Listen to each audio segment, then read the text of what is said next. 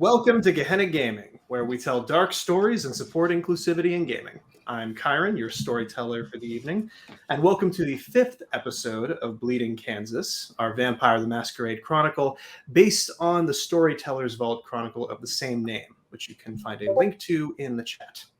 This is also a horror game, which is intended for an adult audience that will explore many dark and disturbing themes. So if you feel overwhelmed or seriously uncomfortable, be sure to take a break and come back when you feel up to it. I'd also like to thank our sponsors, Die Hard Dice, 1985 Games, and Session Zero Clothing. You can use the code Gehenna at checkout at any of those companies to get 10% off your purchase. Now, let's meet our vampires for the evening, beginning with our favorite Diablerist, if only because they've done it more than once.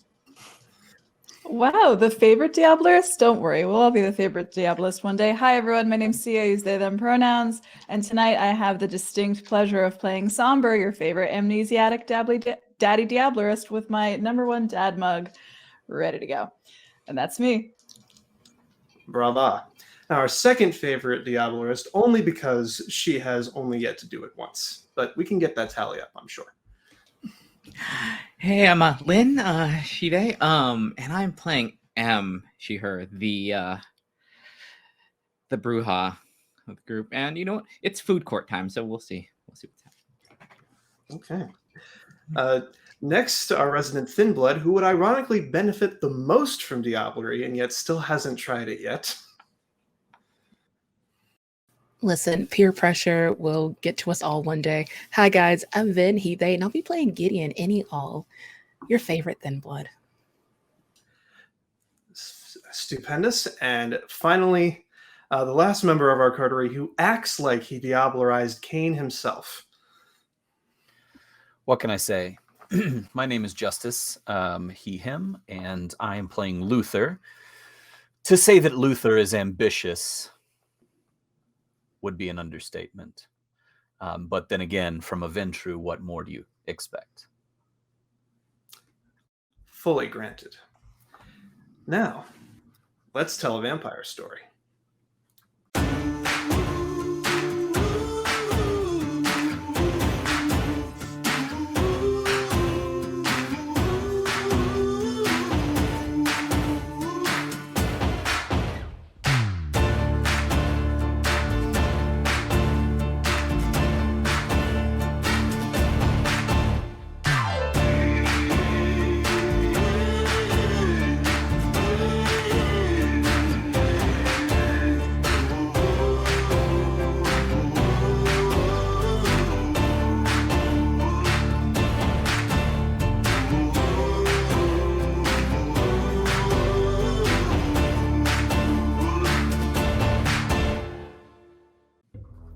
This has been a very long night for our coterie. What began as a simple trip to Kansas City was complicated by the discovery of dozens of corpses floating in the Kansas River. And after barely surviving a violent confrontation with a werewolf, which was called away by a mysterious man with long black hair and a seductive whistle, the coterie and their precious riverboat casino finally limped into Kansas City. They were greeted by the then true Primogen, Joseph Crawley, who seemed particularly incensed that Gideon had returned to Kansas City. But now, for better or for worse, they are on their way to the prince's court, where every kindred in the city has been summoned to deal with the consequences of a corpse-choked Kansas River. As Crawley and the sheriff's hulking mutant goons get into a police transport, the four of you have a few precious minutes alone before you arrive at your destination. Alone except for the sheriff's hound Vera, who is watching all of you with keen interest, a sniper rifle settled into the chair right next to her.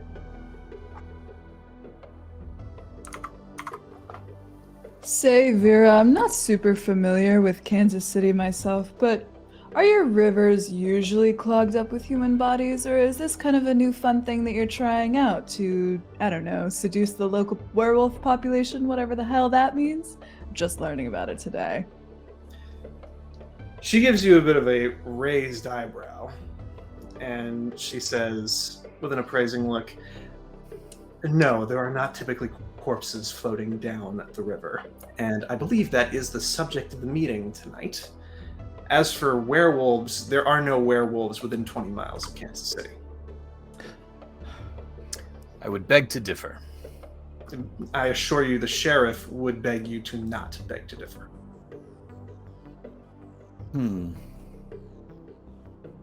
Oh, is that discretion beg to differ, or a it doesn't exist beg to differ? The kind of beg to differ where I'm going to have to come to you and explain things if you start making that kind of accusation in public. Oh, is Sure. it filled with silver, or is it the regular kind of bullets? Just want to know. She places an almost protective hand on top of her rifle, and she says, I've got a bullet for every kind, but the only one that's necessary these days are rogue kindred that have been embraced outside of the third tradition. You know, that's so interesting, Em. It must have been me that bit your arm off. Hope I don't do it again. You know, I like to Daisy? do my nails by, just ripping it off and just starting over again. Excuse me. Pardon them. They are all quite excitable after this evening, as I'm sure you can imagine. And Luther's going to give Im and Somber sort of a look. And what was their name again? I apologize. Vera is her name. Vera. You see, we had a bit of a rough evening, and we would hate to upset the balance here in Kansas City. However, we do have fairly damning and jarring evidence to the contrary of what your master is stating publicly. And while none of us would appreciate a bullet to the spine, the brain, or the heart, I'm sure that we can come to some sort of agreement that is mutually beneficial for all. She says, I'm a hound, Vigoni. It's not my job to negotiate. If you want to come up to some kind of arrangement, you can speak directly with the Voivode. And she says the word with a great deal of emphasis. I fully intend to. I just paving the way before we get there. Letting you know where we stand, and by consequence, where you stand. I stand wherever the sheriff instructs me to, and for the moment, I've been instructed to keep an eye on the four of you. Hey, Luther. Yes. What the fuck is a voivode? I believe that is a question more for our resident expert. Gideon, would you care to explain? I'm going to ask for a politics roll because Vin doesn't know shit. I would say this is something that you would already know, given that you spent so much time in Kansas City. Voivode, in the same way that you would call a Ventrue a blue blood or a gangrel a feral, Voivode is a term that's used to refer to the Zamisi clan,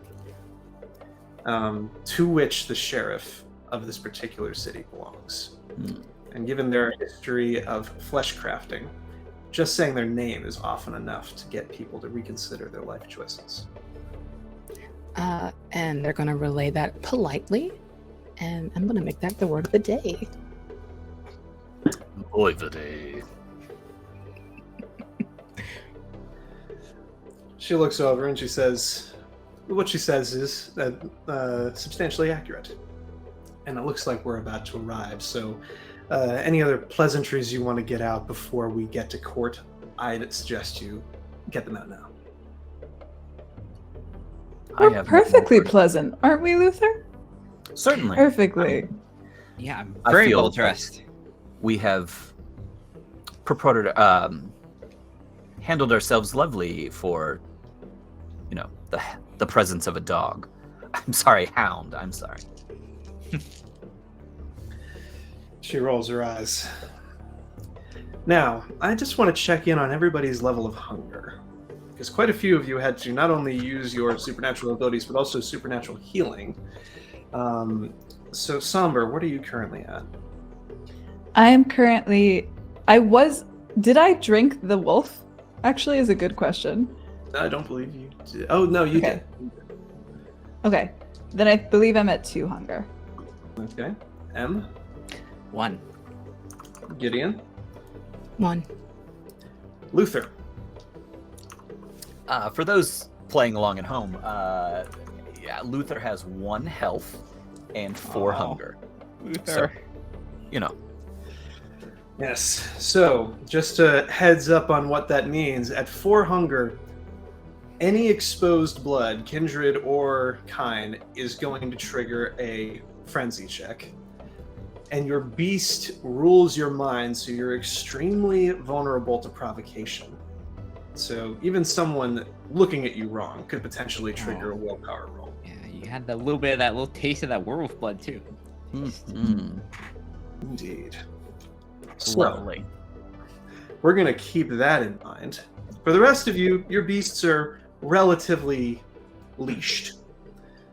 Somber, you could certainly eat if there was something offered, but at the moment, it's in check. So, downtown Kansas City, the place you have been working so hard to get to. And as you approach, you finally see it rising up out of the prairie. A cluster of huge stone and glass buildings concentrated on a low hill that overlooks the lowly 2- and 3-story houses in every other direction. A poet would describe these buildings as lording over the city. A better poet would describe them as huddled together for protection against a sea of uncertainty. Your final destination is the Kansas City Transit Authority, a large glass building tucked away among its larger cousins and flanked by half-constructed, soon-to-be skyscrapers. It's as if a Gothic city is slowly being built around you. The flashing lights of downtown aren't for you, though. After you pass through a modern lobby, a nondescript door is opened, and you find yourselves descending down beneath the city through a much older tunnel made of faded gray stone. And this eventually opens up into a vast red-carpeted chamber with glittering chandeliers and intricately woven wooden throne on the far side, and square pillars decorated with paintings of the city's famous buildings, as well as long iron chains that are dangling from the ceiling close to the carved wooden throne. There are several kindred that are waiting around nervously. Some of them are holding bags of blood, while others have dazed mortals on a leash. And Crawley strides in behind you, accompanied by the sheriff's mutated monstrosities, while Vera brings up the back. You do, however, see at least one semi-familiar face, as the blonde-haired figure of Hector Soleil casts his eyes upon you and gives you a friendly greeting, showing off his fangs. He makes his way up. Ah, how wonderful to see you all in one piece after such an eventful night. It was very trying, I assure you. We are grateful to be here in one piece. Mostly one piece. Yes, it was my intention to greet you at the dock personally to assess the number of pieces. But I understand someone beat me to the punch. He gives Crawley a withering look. Fret not, we had words. He is not the most polite individual, is he? I imagine that, given his extensive responsibilities for the Primogen Council, Mr. Crawley was simply overly stressed, and any insult he might have tendered against your person should not be seen as reflecting poorly on this court. Certainly. I don't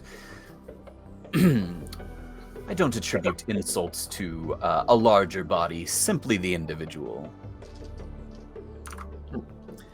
Well, it is good to have you here, particularly yourself, Lady M.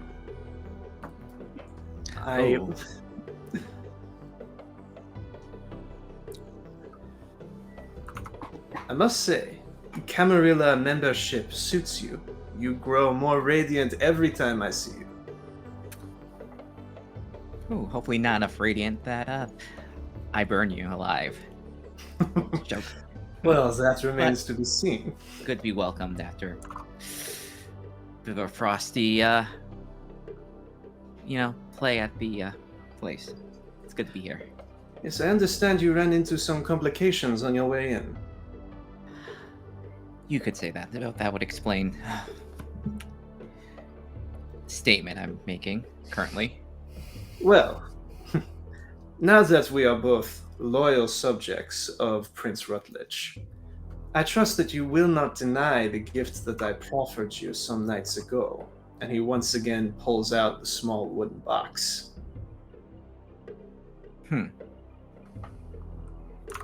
Here. Well, be rude not to. She'll take it. Keep it Thank you closed. so much for accepting. And he will place the wooden box in your hands. She'll put it in her jacket.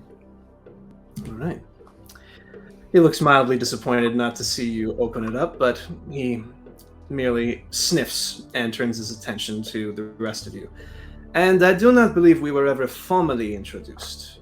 Hector Soleil, herald of Prince Ballard Rutledge, here in this lovely city of yours. Somber, werewolf killer. Pleasure.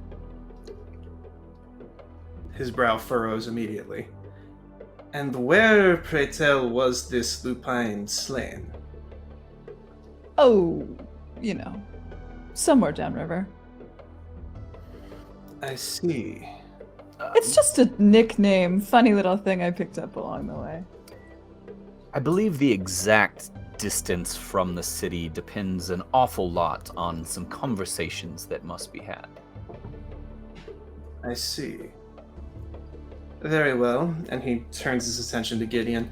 And what mythical beast did you slay? Only my ego. Gideon Greer, valet to Luther. From what I understand, that is one of the most dangerous beasts one can ever engage. I confess I do not believe I would have the backbone to begin such a confrontation. It's easier than you think. Well, wonderful to have you all here. Of course, you are my guests. Your conduct reflects upon me. And so I would urge you to behave yourselves. Now, I do have to make the necessary announcements and introduce the important members of COTE. If there's anyone that you wish to speak to afterwards, I'd be happy to make the necessary introductions. Thank you so much, and thank you so much for your generosity in allowing us to enter this city. Very well. And he's going to turn and make his way up a flight of stairs onto a large platform where he seems to be preparing to make some opening remarks at whatever this meeting is going to be. Most of the kindred you see around you seem to be relatively low level. They're all just kind of looking around, very concerned, and unsure as to what they should do with the blood offerings that they've got in their hands. I think M's gonna wait until he kind of looks, he's out of eye range. It's like she'll take the thing back out. It's like, gotta play hard to get at some point. Can't just, well, let's see what the hell You're this... something of an admirer, It's unfortunate that he's barking up the wrong tree, but it is fun to Let him watch them wander. go round and round in it circles. is. Especially when they give you things. Yeah, what's in the box?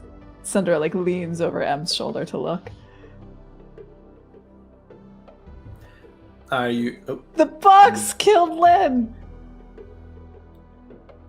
sorry, we lost Oh. connection with you for a minute there. Go ahead. Oh, okay. Yeah, I'll just we'll, I guess, cluster around and just see what this thing is. All right. As you open it up, you see two gleaming silver rings set in a bed of red velvet. And on each of the rings, which are intricately carved with interesting sigils that you don't fully recognize. There is a small spike attached to each of them. So it's a continuous ring and then a small spike. If you're guessing right the way you'd be supposed to wear it, it would probably put the spike about there. Well, that's interesting, isn't it? Would come in very useful today. Is that real silver? I don't know. Boy, But I guess really it wish probably is considering the you had source. taken that gift sooner. Well, maybe I Might have wouldn't saved have. your arm. Yeah.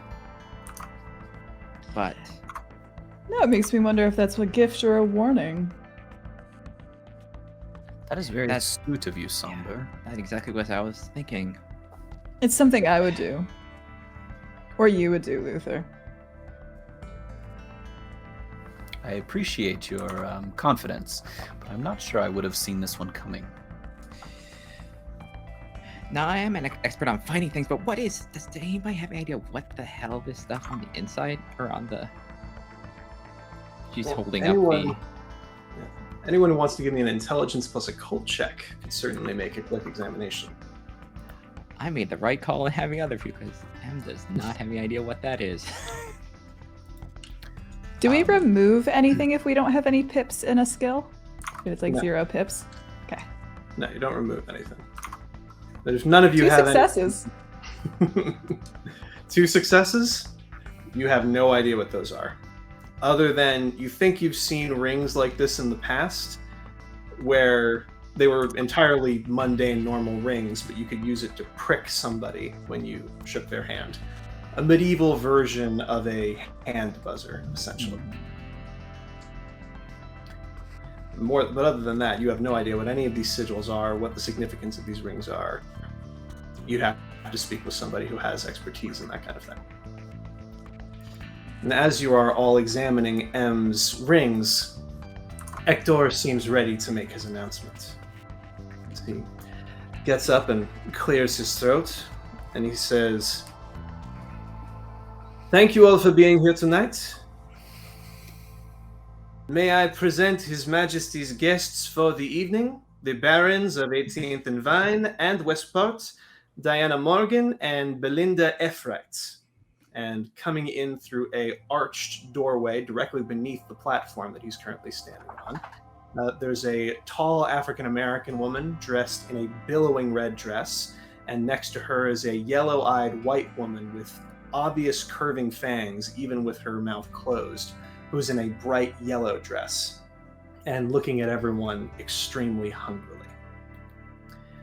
He continues on. The Primogen Council, Mr. Joseph Crawley, Nana Eileen, and Corinth. You see Crawley make his way in, making his formal entrance, followed by a hunched-over figure in a rat skin coat with most of her face covered in bulging black cysts, and a tall figure hidden behind a dark veil and a full black body glove that seems to be weeping silently. Representative Mukhaled of the Banu Hakim and Representative Alexius of the La Sombra. 2 men enter. One is an Arab man in white robes and a serious expression on his face, and the other is a young Greek man in a black jumpsuit and a bushy beard with 2 swords strapped to his back. Sheriff Christoph von Reissel. There's a hushed silence, even more so than when the other dignitaries entered. There's a square-jawed, white, mustachioed man who's dressed in a white military uniform, something out of the Franco-Prussian War, maybe, covered in medals. And as he goes to stand beside the throne, you see that his eyes are scanning over the crowd and constantly changing shape and color as they inspect every detail in the room. And his mustache seems to curl and uncurl like it's breathing along with him. His Majesty Prince Ballard Rutledge, escorted by Tremere Primogen and Royal Seneschal Isabel Rojas. Last to enter is an African-American man of medium build and height, dressed in a pale brown suit and a bowler hat, escorted by a college-age looking Latina woman dressed in a red and black suit. And as the various dignitaries array themselves around the throne, and Prince Rutledge settles into his chair, the sheriff takes a few steps forward, looking as if he's about to speak. Is there anything any of you wish to do before he does so? All right. As you hold and wait, he opens his mouth, and when he speaks, it's an odd jumble of a dozen different Eastern European and Central European dialects. You're not entirely sure where you would pin him in terms of his origins. Perhaps he's been alive long enough that his origins don't matter much to him anymore. As he looks out on all of you, "It brings me no joy to have summoned you all here today on His Majesty's behalf. Our city has been torn apart by a disaster of our own making. Despite my repeated instructions that the third tradition be respected and no new kindred be sired without my express permission, you have all given yourselves over to reckless heathenism. You have spread the blood of Cain so thin that it threatens to consume us all for our arrogance. And now we have lost an entire half of our city to your wild childer as they roam the streets, slaughtering mortals and leaving their corpses to rot in our rivers. They have turned the eyes of the world upon us, and it will take much blood to get them to shut again. Fortunately, our Primogen Council has been wise enough to provide the first few drops." And as he extends an unnaturally long-fingered hand towards a side door, 4 figures with black bags over their heads are marched out and lined up in front of him by 2 monstrosities similar to the ones that met you at the docks. "And now, as the Primogen Council admits their wrongdoing for siring these foul breaches of the traditions, let all remember what lies in store for those who disrupt the prince's peace." As the sheriff strides forward, he extends his fingers, and simultaneously, all 4 of the figures drop to their knees, and the bone of their knees shoots out of them and pins all of them to the floor, holding them in place. You can hear groans of pain from underneath the bags.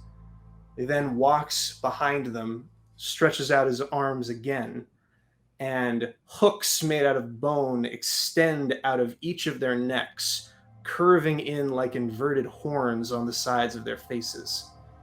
At which point, he walks behind each of them, takes hold of one of the chains attached to the ceiling, and runs the chain along the hooks that he's created.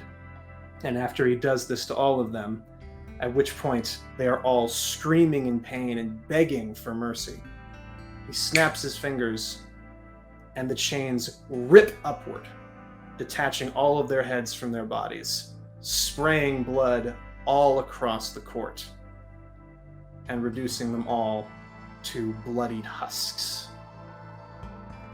Luther, I'd like you to roll a willpower roll. Certainly. I would love nothing more than to lose all my composure right here in front of everyone.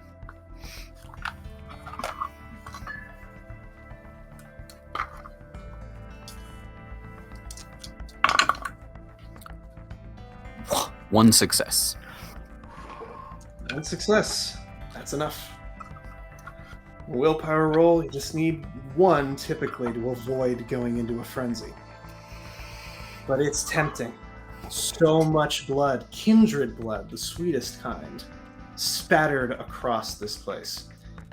Although, interestingly enough, though he was certainly within range, not a single drop hits the pristine military garb of Sheriff von Reisel. And as he examines the corpses in front of him, he raises a hand one more time, and all of their bodies seem to liquefy, and the globs of flesh inch like slugs over to his monstrous guards and are absorbed into them, increasing them twice in size. Remember what you saw here today, as our work begins to once again secure our city from your rogue child. At which point, Prince Rutledge finally stands up and says, "Know that everything that has been done tonight by our illustrious sheriff has been done with my full endorsement and support. And I expect all of you to utilize this gathering as an opportunity to begin rectifying this mess that you have dragged us into through your recklessness." And he then begins to descend down the steps with Primogen Isabel on his arm to begin mingling. At which point everyone begins peeling off into different clumps and trying to figure out how best to respond to what they just saw.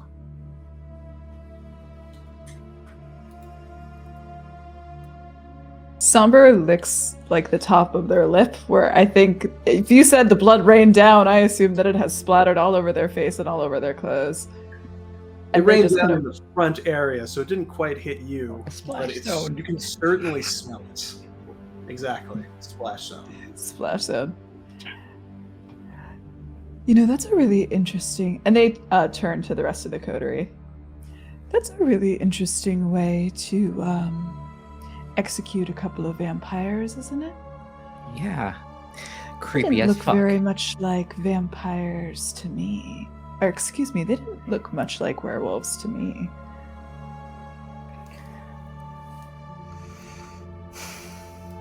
Somber, I really appreciate your enthusiasm for the truth and right doing, but this is not the time.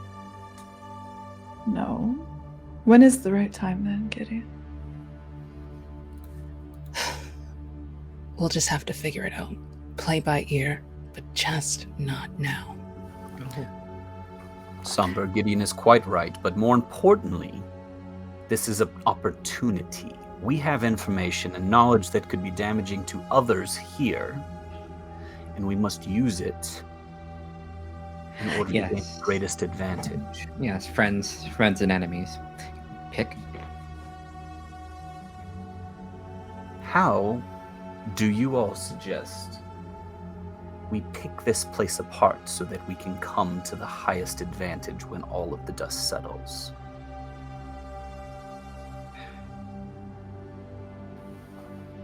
Find out We who could- has the weakest claim here. Take that advantage.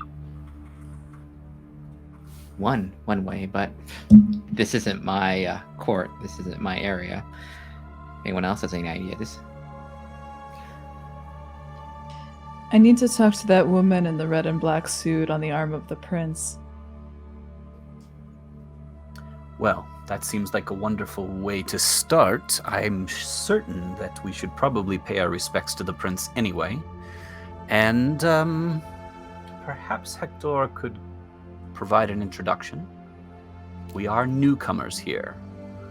We must present ourselves strongly and yet humbly. That would be wonderful for the three of you, but wasn't I given instructions not to come near the prince? Yes, I apologize. In my fervor to get started, I quite forgot. Perhaps there is something else that you could attend to very far from where we are.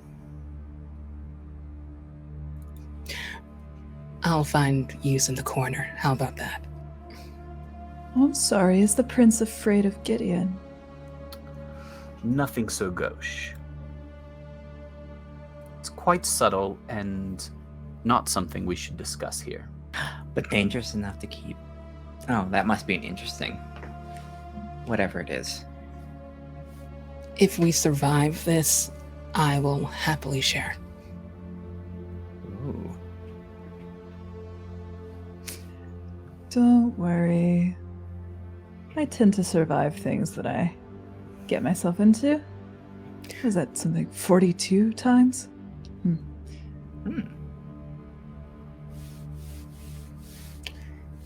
You all should be on your way. Is Hector anywhere around? Yes, he is making his way down from the platform. You can certainly go up and speak with him or anybody else. Everyone seems to be milling around discussing. Even Anarch Barons seem to be relatively comfortable speaking with Primogen in this kind of crisis. I personally would like to approach Hector and actually, you know what? Could I do a etiquette? Certainly. Yeah, etiquette to see what I should do in this situation? Certainly. Etiquette plus intelligence. That's a lot of red dice.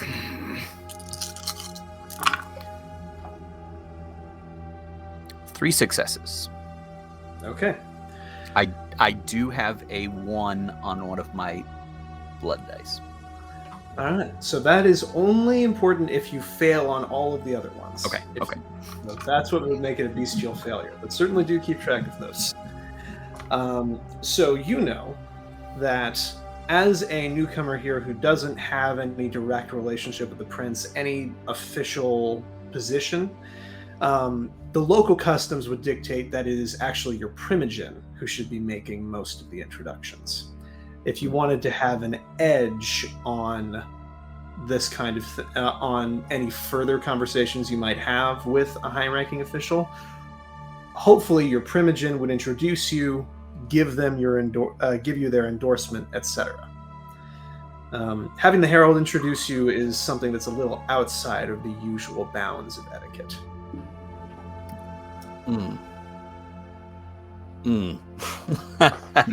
I wasn't so polite to our Primogen last time. If there were a caitiff Primogen here or a Bruja Primogen here, that would be another option since you have coterie mates that are involved in that. But unfortunately, they do not seem to have either of those in the Kansas City. Of course. Well, in that case, I will approach Crowley. I think before we do that, I think Em's just gonna whisper to Luther. You see those over there, the barons. It might help you make points if you force some sort of introduction. What do you mean?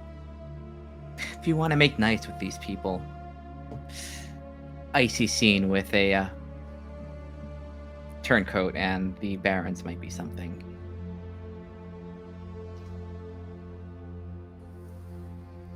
Depends how you want to play it, of course.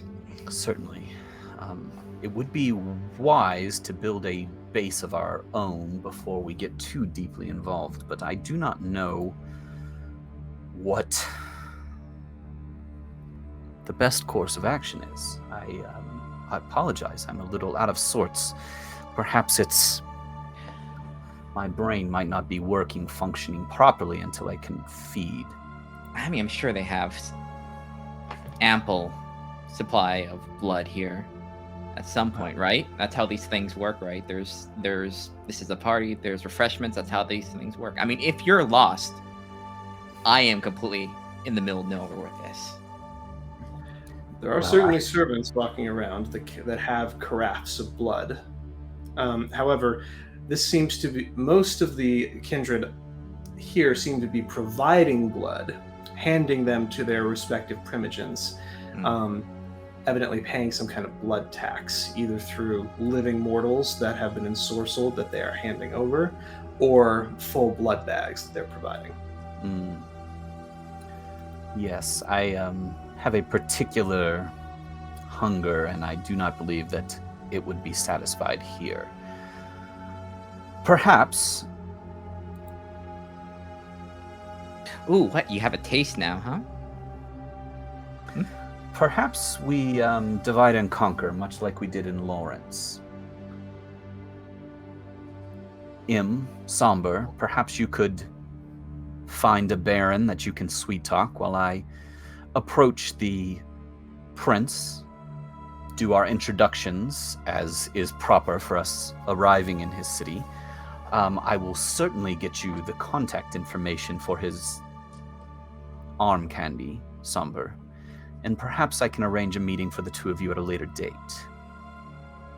Kind of you, Luther. I knew there was a reason I took this job. But let's save that for another day. Very well, then. All right, and Gideon, where do you intend to go? They're genuinely going to pull back for now. Probably be a wallflower and like watch the other three just in case they need someone to step in. That sounds good. You pull back to watch things. Vera will actually make her way over and stand next to you. And she said, "Your friends are walking into the lion's den." And that concerns me. Why? She says, "Well, it was my understanding that if you're in a coterie, you watch each other's backs. Is that what you're doing here? Because I assure you, I've got the gun. I'm making sure that they're all covered." Well, that's greatly appreciated, but they're big adults and they can handle themselves. She smirks, and she leans against the wall with you. "How long have you been with those, I don't even know what to call them, motley assembly? The four of you don't seem to make much sense together, and I was only with you for a few minutes in that limo." Well, that's our secret power. We're very connected, much like glue. As for time, you lose count with the insanity.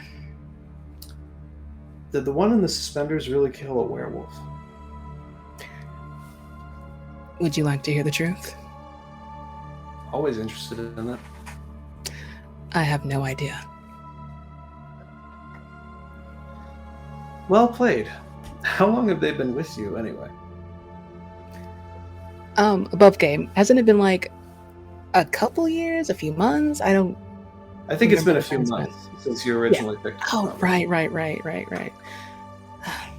It's been a few months at the very least. I'm the newest member. Oh, I see. Yeah, usually their kind get nabbed by someone like me pretty quickly as soon as they're in a Camarilla domain. I'm impressed that they're still walking around bold as brass. I'm just going to ask this quite plainly. Are you threatening me or them? As of now, my responsibility is your safety, as well as making sure that you don't get into trouble. So I'm just learning as much as I can about my new charges. How kind of you. I try to be. Gentle hand, that's what I say. The sheriff certainly has more than enough heaviness for both of us. I see. You want something to drink? I am quite fine. Luther might need a sip. She looks over. Oh, Ventru. They're impossible to shop for, but I'll go to the back and see if they've got anything. I don't want them to make a scene. Neither do I. Thank you, Vera. She'll peel off. Luther, we'll go to your discussion. You're making your way over to Crawley, correct? Yes. All right. He turns after accepting the leash of a mortal, who he pawns off on a subordinate. They're brought towards the back. He sees you approaching, and he says, "Yes, Mr. Vagoni, any Ventru business that needs to be conducted?" I don't believe there's any Ventru business in particular at this moment. However, following proper court etiquette, I would greatly appreciate an introduction to the prince so that I can pay my respects and uphold the honor of the clan. He looks over to where Gideon is standing. Well, you seem to have learned something about etiquette in the very short time since we last discussed your relationship with the prince. Why in the world, Vagoni, do you expect me to make your unlife easier? Oh, I don't think that you will do anything to make it easier. However, I do know that if I were to go speak with the herald and require an introduction to the prince, that would look poorly upon you, especially after we have been seen talking in front of everyone. If you were to deny a member of your clan such a simple piece of etiquette, it might not reflect well upon you or your ability to maintain the primogen in this region. Ooh, all right. Well, give me a manipulation plus etiquette to see if you've effectively backed him into a corner.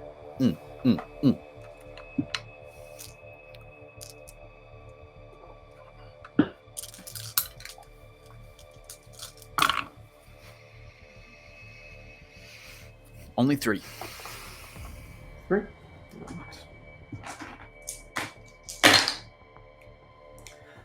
I will give you this, Vagoni. You certainly know how to use your resources when you have them. I suppose it is my duty to make the introduction to His Majesty. Just you, then? None of your underlings? I believe it's probably a better bet, given the current circumstances, if I speak by myself. You understand the potential volatility of my compatriots. Very well. Follow me. And he makes his way over to where you see Representative Mukhalad of the Banu Hakim is having a short discussion with the prince and Isabel. When they see you approaching, the prince excuses himself from the representative and turns to you. May I present to you your illustrious majesty, Mr. Luther Vagoni. He turns and says, Mr. Vagoni, if you would provide the prince with your vital details, which you would know means your sire and your clan. I provide that information with putting just a hint of emphasis on my sire and the links back to the East Coast families. And give the appropriate bow and all of the proper things. Very well. Yes, Mr. Vagoni is lately of Atlantic City and was sent here by clan elders who believed he could be useful to our cause. Prince looks and says, Is that right? Well, Mr. Vagoni, it is a pleasure to make your acquaintance. May I also present my seneschal, Miss Rojas. Nice to meet you. No, assured. The pleasure is all mine. I know that we performed a small service for the Herald in Lawrence, and that opened the way here, but I do understand that your magnanimous personalities have allowed us to enter the city, and I greatly appreciate the opportunity. Yes, when Hector mentioned the request that you'd made to make your way into Kansas City and that he intended to fulfill the boon, it came as a bit of a surprise, given the directives I know that you have been given by higher-ups within our clan. But I'm not only here to look after Ventru interests, I'm here to look after the entire city, so I'm perfectly happy to have this discussion. Crawley, you've done your job. And he gives him kind of a dismissive one of these. Crawley gives a bow and turns to walk away. I'd really like to give him a look of some sort. I don't like Crowley. And I want him to know that. You're going to give Crawley the look or the prince the look? Crawley the look. Just sort of a half smirk at the dismissive gesture from the prince. All right. You succeed in giving him a look. I'm not going to require you to roll. And you think that Crawley departs with a full understanding of the feelings you have toward him. So, as he walks away, The prince seems to be sizing you up, and he says, "It's always good to be able to count on another member of our clan whenever the city is facing a crisis. I understand that you made a relatively recent re-entry to the city." Yes, Your Highness, and the details of that entry are quite sensitive, if you understand my meaning. It could not bode well for certain members of the court if the information were to be released. Isabel leans forward and she says, "So you must have seen what is actually going on west of the river if you came in on the river." Yes. Not only did I see it, I participated in it quite extensively. I really poured my blood and guts into the entry. She says, "Well, if you saved any of it, I'd be happy to do a little blood magic with it." Oh, I'm sufficiently taken care of for the moment, but I do appreciate the offer, and I will keep it in mind. She gives a slow nod.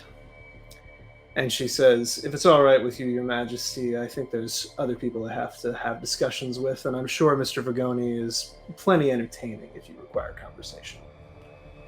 He gives a nod. He says, "Yes, thank you, Issa. I always appreciate your counsel." She'll give you a nod. "Pleasure to make your acquaintance, Mr. Vergoni." Oh, the pleasure was all mine, and I do believe a member of my coterie would give quite a lot if you were able to spend a little time with them. They are quite taken with you. Most people are. Which one was it? And I will point out Somber across the way. The slightly feral-looking one right over there, but don't let that dissuade you. They are quite a handful. Well, it's very lucky for you, Mr. Vergoni, that I very much like feral handfuls.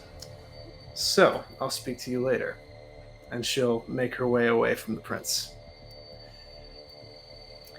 And the prince looks over at you, and he says, "Youngsters these days."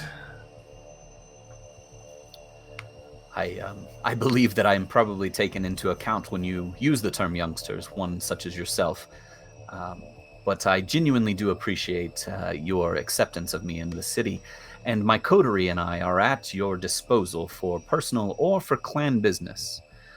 In particular, I don't wish to disparage too greatly being a newcomer to this city. However, I do believe that the primogen of the Ventru, I'm not sure that he can be completely trusted. You're quite bold, Mr. Vergoni. Well, And fortune favors the bold is what my father always said. my sire always said, "Fortune favors the Ventru who knows where his resources lie." And Mr. Vergoni, you are not unknown to me. When you were brought into this particular part of the country, you were given a very specific directive by the clan officials.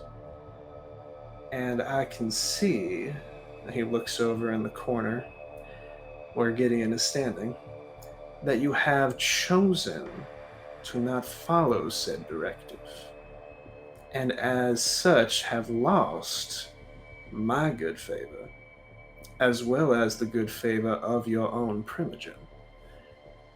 That does not sound like a smart business move to me. Under normal circumstances, you would be absolutely correct, and I would never attempt to negate your honor, and I would certainly not go against the wishes of the clan. However, with the situation that was taking place in Lawrence and the volatility of the city there, I found it best to make my way here, and furthermore, I figured that it would be in the clan's best interest for the individual in question not to be out of my eye. I have requested that they not make a scene or present themselves in any way, shape, or form, simply blend into the background. But I hope you agree with me that it was better to keep them under eye rather than allow them to roam freely about the city. And I certainly did not want them falling into the wrong hands in Lawrence. The situation there is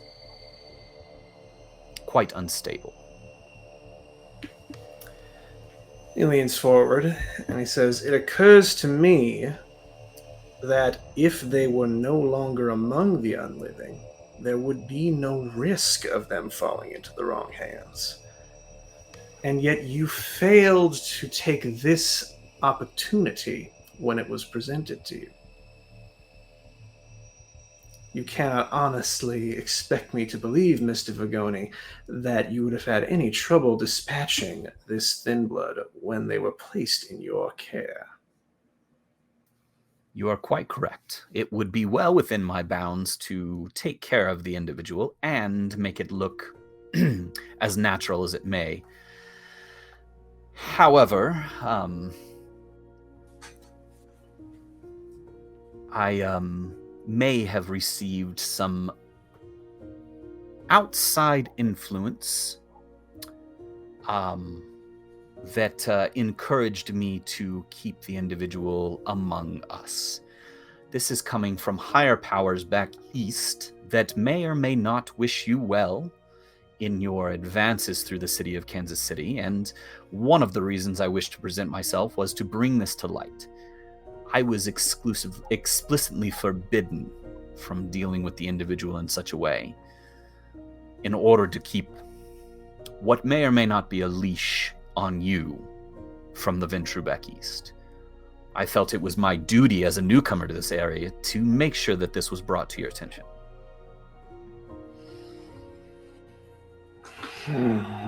You have come within a hair's breadth of insulting me, Mr. Vagoni, if you seek to imply that your friends back east, as you say, had sufficient influence to counteract a directive from me.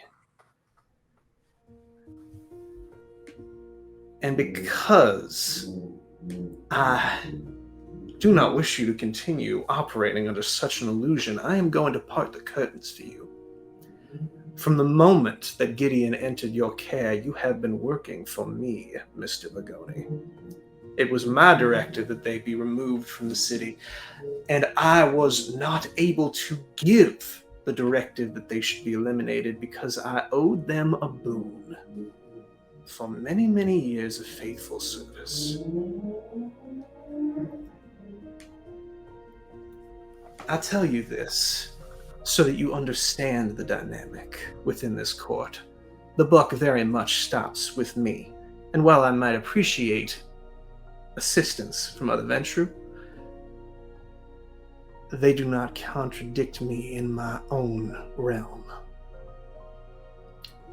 And I want you to know that had I not owed Gideon that boon, I would not have considered for a moment allowing them to continue in their half of an unlife that they found themselves in. And your continued insistence on placing them under my nose when it was my instruction that they be taken away weighs on me.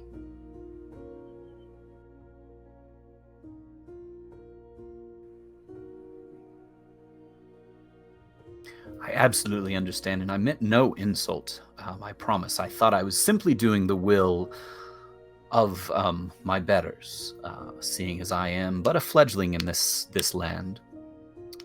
I will, however, simply point out there's a dangerous amount of information contained within that skull, and it would be quite unfortunate for the Ventru in this city, especially given the current climate, if word to get out about a violation, potentially, if one such a violation existed, and if there was proof right here in the court, that would not be good.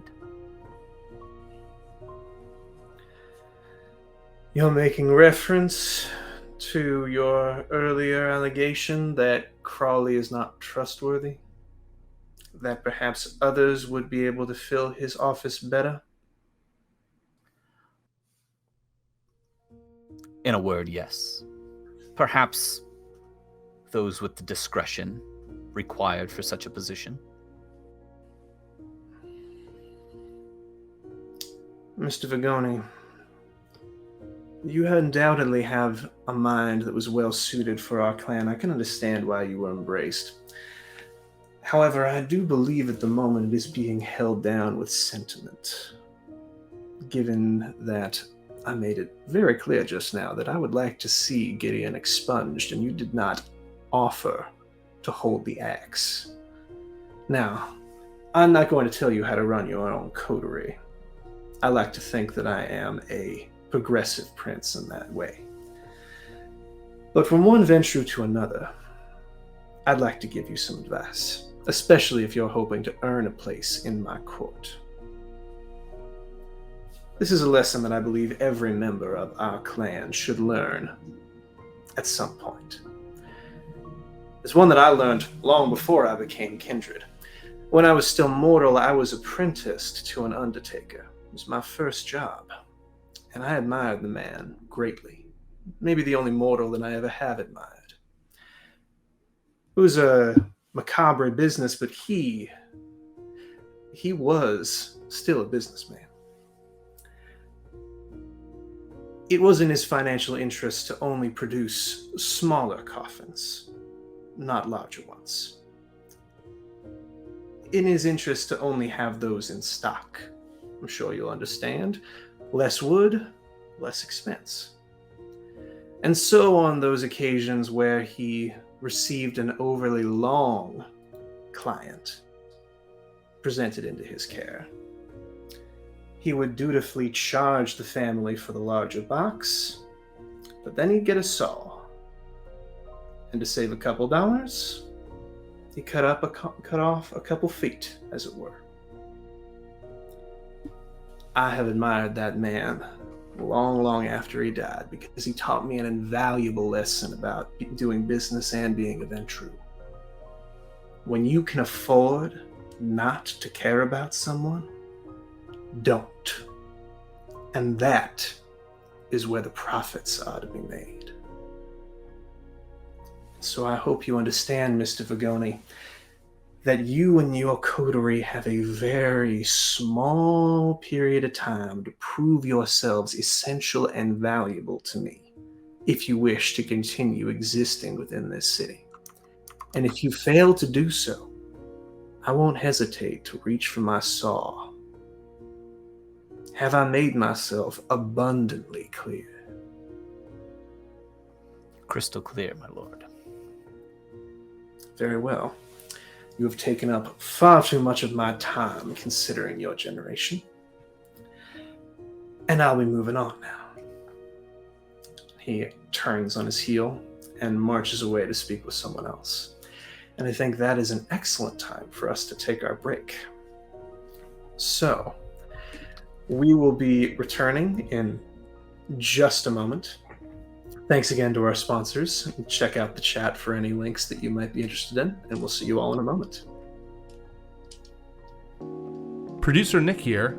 Thank you for watching Bleeding Kansas. Please stay tuned for a special preview of our upcoming sequel to Rites on the Holy Mountain, Cyborg.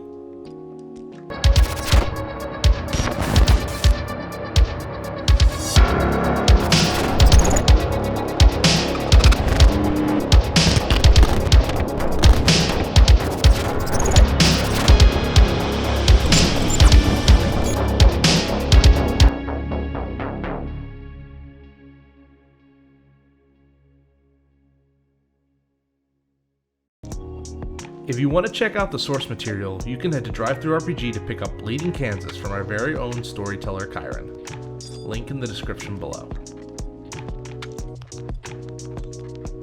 If you're enjoying this program today, consider subscribing to Gehenna Gaming to get up to date with all our latest actual play series. And welcome back. Just a reminder, this is an adult game with adult themes, so if you need to, take a break and come back. But we are going full steam ahead now. Turning over to M and Somber. The two of you are making your way towards the Barrens. Now, which one do you want to talk to? Belinda Efright, the one with the yellow eyes, or Diana Morgan, the one with the billowing red dress?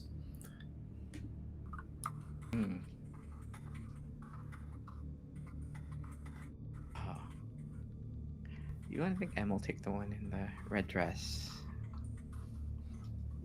Okay. I think Somber starts to make their way over to the Barrens, and then like something kind of comes over their features. They kind of nod, kind of clap Em on the shoulder, and they're like, "Have fun." And they're gonna turn and actually cut through the crowd back toward Gideon.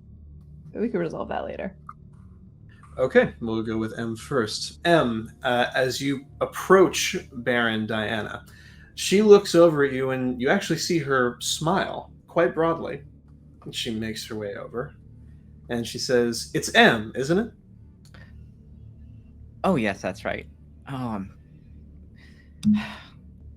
And God, I thought I was underdressed with this, but well, half the people are wearing the splash zone of this thing, so we all kind of look alike. That was fucked up. She nods and she says, "Yes, indeed, it was fucked up. And I think it's just a greater endorsement of the way that we do things that there wasn't a single one of my childer up there on the execution stage. Von Reisel did request them, but 18th and Vine doesn't take orders from downtown." So that's what this is all about then, right? They're on thin blood issues. It's not even about thin bloods. Von Reisel views it as a personal insult if any kindred is embraced without him checking over their backgrounds and endorsing it in triplicate. Really? Oh yes, the third tradition is one of his most favorite traditions. For a while, there weren't more than 20 kindred in all of Kansas City because he guarded that particular tradition so closely. But of course, once I took over 18th and Vine, we decided we were going to be doing something a little different. And how much of a breach is this? You mean all the bodies in the river? Oh no, that was them? According to Von Reisel, it was the work of a bunch of illegitimate childer getting into some kind of civil war over Kansas City, Kansas. Personally, I don't believe a single word that comes out of that Kraut's mouth. On the other hand, I don't have anything to counteract it with. It's been radio silence there since night fell. Almost as soon as the sun dipped below the horizon, the river filled up with bodies, and every anarch that I had any connection with across the river went silent. We haven't even had refugees coming in. Something just shut it down. Nothing, right? Nothing. Absolutely nothing. And I'm not one of these elders that doesn't allow people to use Google and Twitter. We haven't had a single text message, not a single call, not a smoke signal, not a carrier pigeon. The whole place just went dark overnight. Fascinating. No word about anything. Well, Nothing. Take it from someone that got out of Lawrence.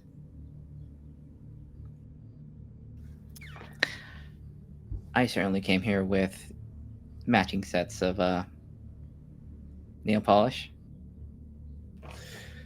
She says, I heard about what happened in Lawrence. It sounds like things there got pretty destabilized.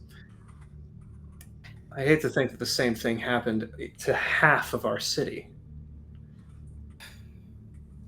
Be nice to find out, but It would be very nice to find out. She kind of leans forward and she says, You know, I do know you. I've seen you perform before. good, right? Very good. Exquisite. You know, I'm usually partial to some older music. And my father ran a jazz club, you see. I took it over, put a bit of a different spin on it after he died, but I still appreciate the kind of thing that he was putting forward. But your music, it's got a unique edge to it, doesn't it? Yes. You have to stay current after all. You end up with like all these yearn for the past sort of thing. Stay stagnant. If you're ever interested, I run a club down in the 18th and Vine, my father's old place. It's called Brazen. We normally do jazz nights and drag shows, often simultaneously, but I'm sure that we could fit you in as well. Well, we'll have to keep that on the download at some point. The way things are, I am on a tight leash with the boss, of course. Oh yeah, the Ventrue that you came in with.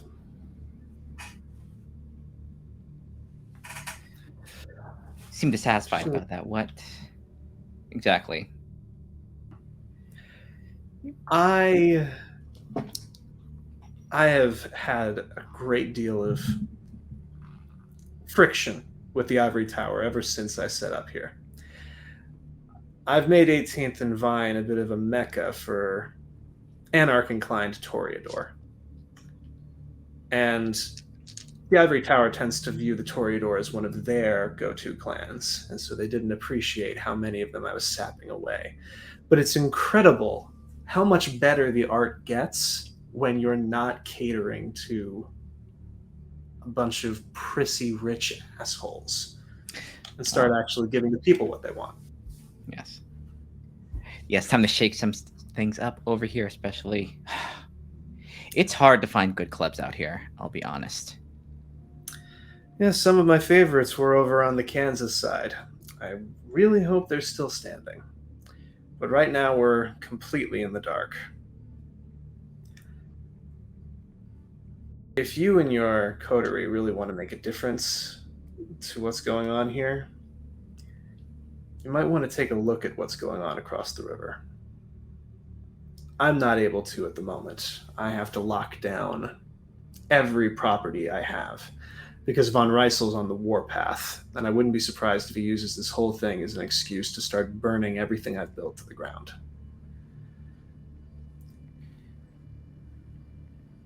Well, take it from me that all this hubbub about the rogue Kindry might be a little barking up the wrong tree, so to speak. She will wink hard. Okay. And she says barking up the wrong tree, you say.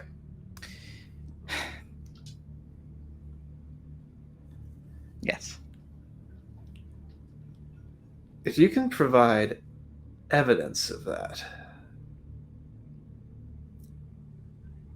I know people who can make life much harder for Von Reisel and his ilk.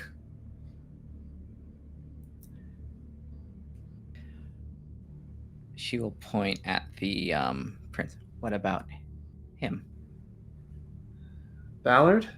Yes. He's an unknown quantity. He's only been prince for 8 years now, which is not very long, in our clocks at least.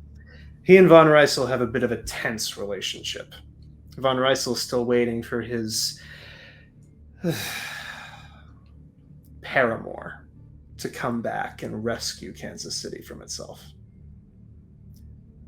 To hear him tell it Alexander Madras is going to be coming down the chimney any day now bringing us all gifts of unlimited vitae and conquest of all of Kansas. I don't put much stock by it myself. I never met Madras, I'm not that old. But I am always suspicious of anyone who says they've got all of the answers, you just have to wait a little bit longer.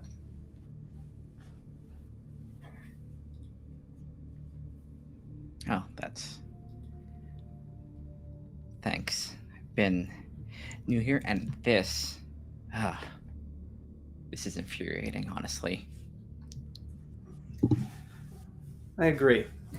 And if word got out that this attack, whatever choked the river, was anything other than rebellious, illegitimate childer,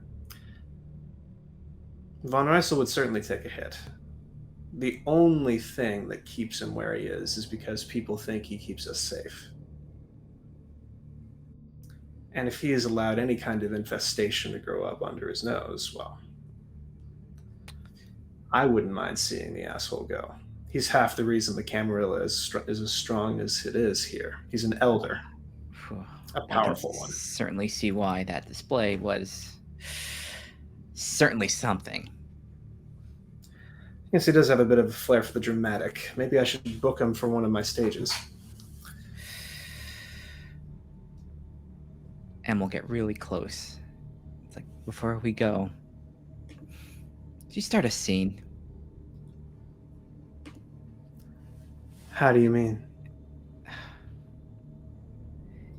It would do well for my cred here. Friction between. Ah, I see. You need to make it look like you're striking a blow for the Camarilla. Yes. As you know, the turncoat and power grabbing sort that I am. You know, come in from the West Coast and set up and latch myself to an up-and-comer, that sort of thing. Very well. You see that she activates, you believe, awe, and everyone's attention is immediately drawn to her as she picks up a carafe of blood and splashes it in your face. And she says, "Your blood used to mean something, you turncoat. I can't believe that you're kowtowing to them tonight of all nights when we're supposed to be showing solidarity." I will then, I'll activate Daunt. Make this feel. Okay, excellent. You activate it. Suddenly, everyone is seeing the warring personalities of a baron enraged and a turncoat defiant. You almost see the sparks flying. Fuck you. Fuck your tiny little kingdom here. You are doing nothing here.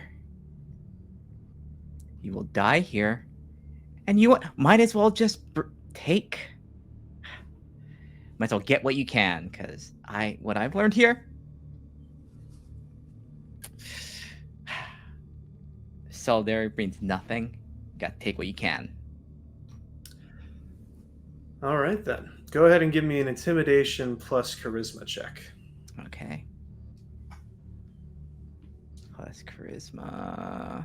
All right. I have my 1 hunger dice.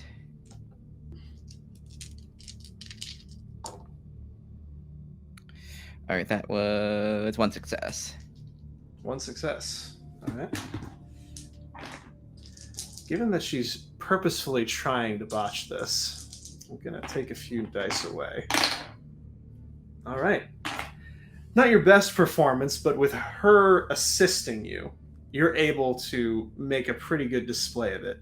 And as she turns away in a huff, a long-fingered hand settles on your shoulder. That was very impressive, my dear. I am glad to see that the blood of Tyrone still flows strong.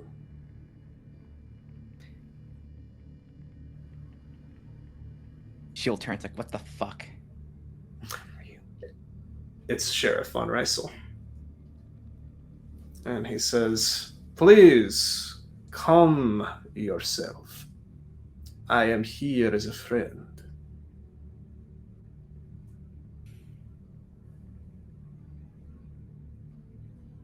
If you're here as a friend, keep those away from me. He says, my apologies. And I he am a will guest here. pull his hand back. Of course you are. And a potentially useful one, from what I just saw.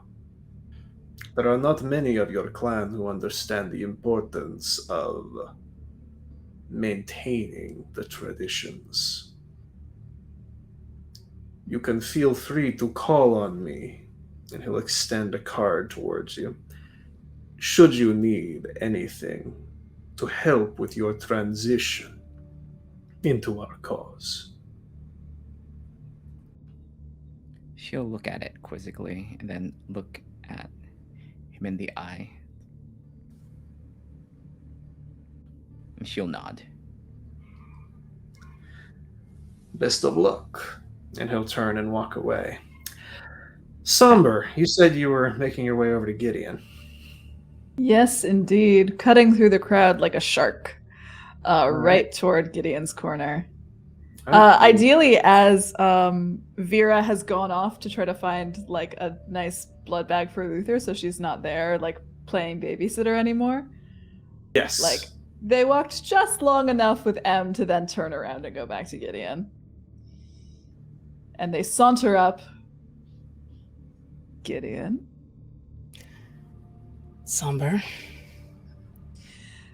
Now, from what I understand of my second ever court, or I don't really know how many times I've been here, I feel like I've been here many, many, many, many times before. Like, there's this low desire to burn this entire fucking place to the ground that I just can't quite get out of my system. But anyway, what I understand is that introductions need to be made, no? If you need someone to introduce you, go to Luther. Oh no, that's what I mean. Is that nobody is going to introduce me, and nobody is going to introduce you. So I thought, why don't we go introduce ourselves? 2 questions. 1, introduce yourself to whom? And 2, why do I feel like you're planning something? Planning something, darling. I wouldn't plan anything. I'm just interested in shaking this place up a bit. It's already quite shook up, and I didn't exactly enjoy that little display. Besides, aren't you bothered? I'm always bothered. But I have something called control, respect for myself. Maybe you'll learn this along the way. Ah, respect for yourself. Because standing back and letting people die, taking the blame for something that we didn't do, is that respecting ourselves? And Somber kind of like starts pacing around Gideon, you know, kind of like back and forth in front of them like a shark. Because I think that this is all bullshit and you know it. Aren't you tired? Aren't you tired of all the bullshit? You say you're always... It's all bullshit. You know it is. So why not just throw it back in their face for once? Almost got eaten by a dog. It's the least we could do. What you fail to understand is if I step a hair out of line, it'll be my head. Gideon? Yes, Somber. Believe me when I tell you that I would not let anyone kill you. You, and they kind of like put a finger against your chest, are far more powerful than you realize.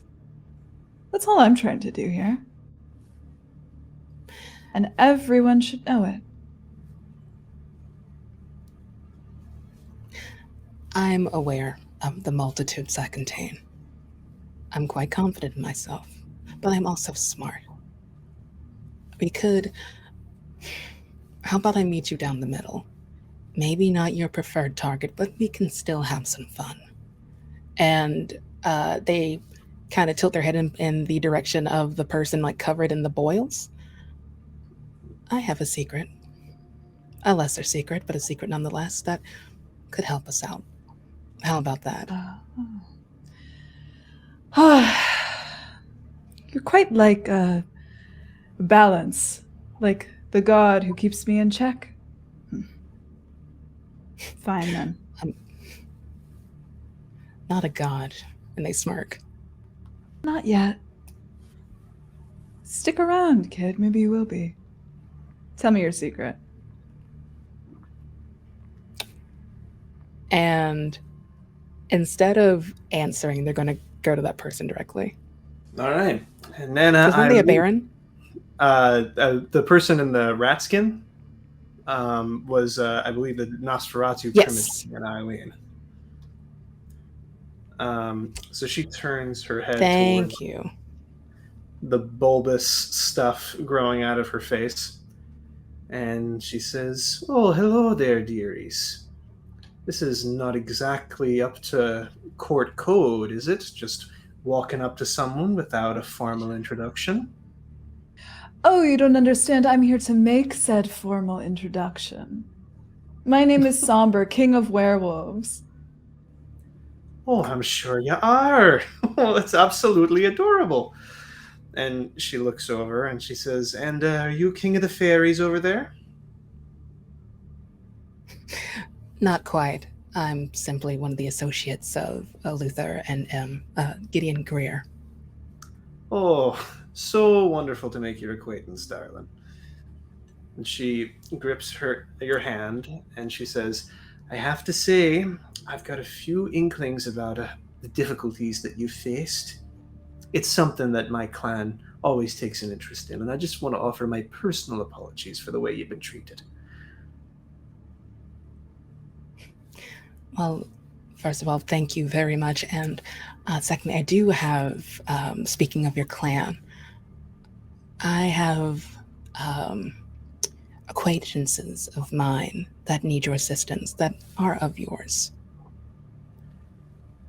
"I see.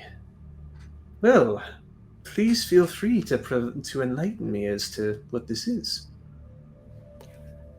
Well, as we were traveling from Lawrence and we had our difficulties, I came in contact with the grandchilder of our poor Baron.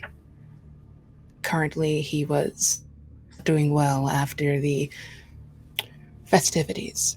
And personally, I would like to relinquish them to you under perhaps a boon, maybe too minor for each of them. 2 minor boons for each of them, so 4. Why don't we round up and just make it a major boon and a minor boon? If you can produce That would evidence. be greatly appreciated. If you can produce evidence that you've actually gotten. You have no idea how many people have come to me telling me that they've got Tobias in their trunk. That is a wonderful choice of words. He is in my trunk. I put him there myself, for his safety. If you would like to come down to the boss Callahan, I will gladly relinquish them to you. She looks over and she says, "So he's not in a up and about him kind of mood at the moment. You're saying He's quite drowsy. Oh, you have no idea how long I've waited to hear those words." And she says, darling, you have done a great service to my clan tonight. And considering the horrible travesties that I've witnessed," and she looks over at the still bloody area in front of the throne, "I needed some solace after that. You'll bring me to this boss Callahan of yours. I think I can leave without causing anybody offense at this point. I'll call some of my legitimate childer, and she scowls in Von Riesel's direction, to escort us. Very well. And if I may be so bold to cash in one of these boons, I would like anything you have on my, well, the illustrious Venture Primogen. Crowley. Yes. She looks over and she says, "Oh, well, I can tell you he's been a bit of a naughty boy. But then again, who hasn't? We'll get into the specifics of it later. For now, a boon has been offered and accepted. Your cash in one in, it's certainly granted. I'll give you a full dossier that I've assembled. I think that's well worth a minor boon. Again, if you actually have Tobias. Let's be off then, shall we? I hate these kinds of things anyway." As do I. Way too many years. She turns and beckons you forward, and several other Nosferatu appear out of thin air and fall in beside her to escort you out. Somber, as they're leaving, you see Isabel making her way over towards you. Somber watched in literal complete awe, like this slow dawning realization of absolute delight coming over their face as they realized what the fuck Gideon was playing at. And they smile this like big smile, their fangs like out and flashing. And they lean over to Gideon and they're like, "You should do that more. I could kiss you. I'll meet you outside. Give me a minute." As long as you promise me that kiss. Darling, I must keep a promise.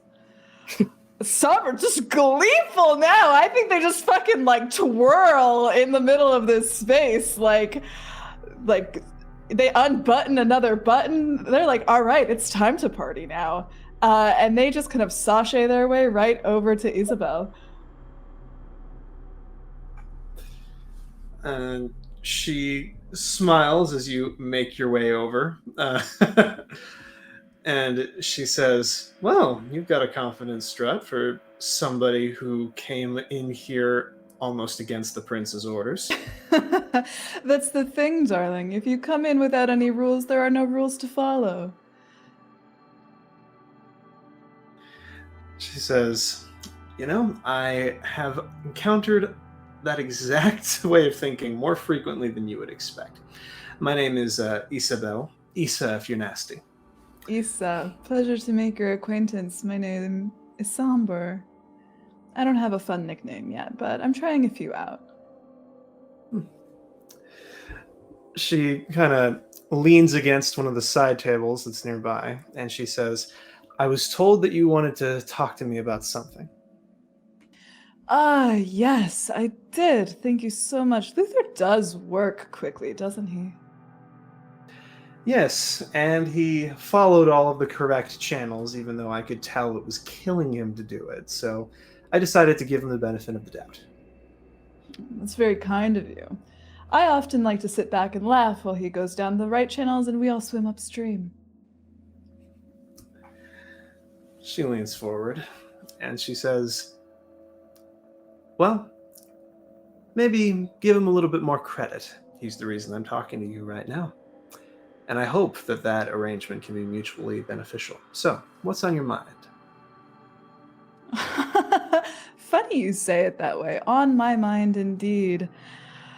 I have a bit of a proposal for you. You move fast. Oh, don't worry. It's nothing like that. Oh, now I'm It's disappointed. just... Well, are you or aren't you, darling? Speak with me clearly. She says, "Go along, go along, go along." Oh, I'm sorry. I do love to play with my food. And that is the thing, isn't it? I do love to play with my food. I have a little problem running around in my mind. A rather loud problem running around in my mind. Usually it's not so much a problem for me, but this one is a particularly insistent. And normally what I would do is I would stick my finger in my ear and scratch until I couldn't hear her anymore, but, well, I have better things to do. She takes a look at you and she seems to focus in her eyes for a moment. Ah, there are those black veins. She pulls back. You know that I could have you executed right now for freely admitting to diablerie. We're all a little bad, aren't we?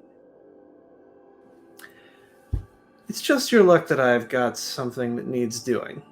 If you're willing to do it for me, then I think I might actually be able to help you with your little issue. Very interesting. We'll see. I am something of an errand dog for Luther as it is. What's one more little task on my plate? This is not a little task. What you're asking for is ancient eldritch sorcery that requires substantial ingredients and effort. This is not a minor boon that I am requesting. You are going to do something very dangerous and very important for me, if you agree. And if you don't agree, I'll tell the prince that you diablerized. Looking at your aura, I'm going to say 9 different kindred over the course of a very long life. And your head's going to hit the slab pretty damn fast. You'd be surprised how often that happens to me. But please, I promise I'm worth it. There's no task that I can't complete. Fully. Very well. Why don't you come to my laboratory, and we'll get you set up. And after that, I'm going to need you to make your way over to Kansas City, Kansas, to see just how accurate our dear sheriff's assessment of the situation is. Well, I don't actually need to set foot in Kansas to tell you that it's complete and utter bullshit. But I think you already knew that, didn't you? I had a feeling that your venture didn't come in looking like he'd just been placed in a blender because it was a smooth ride up the river. But I need rather evidence. choppy waters. I need evidence, not just your words. And I need a clear picture of what's going on the ground. That's the one thing that nobody in this city has. And if you're capable enough to make it up that river and survive tonight of all nights, I think you're probably capable enough to cross it and get the information I need, along with the rest of your coterie, if you can swing that. I was already planning on going over to Kansas. If not tonight, then soon. Well, then isn't this wonderful? Come on down to my laboratory. I'm going to need some rib bones for this. I hope you're not talking about my rib bones. I like those. She says, oh, no. Wouldn't dream of it. I've got enough lying around that I think we'll be fine. And as somber as is led to a dark laboratory, M contemplates the calling card of an ancient Zemisi.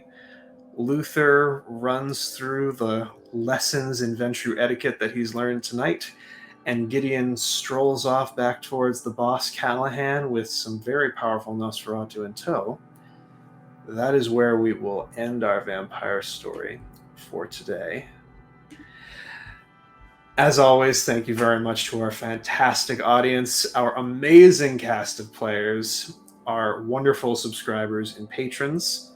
And if you want to learn more about all the other awesome stuff that Gehenna Gaming does, make sure to head over to our Discord or visit us at gehennagaming.com. Until next week, bye.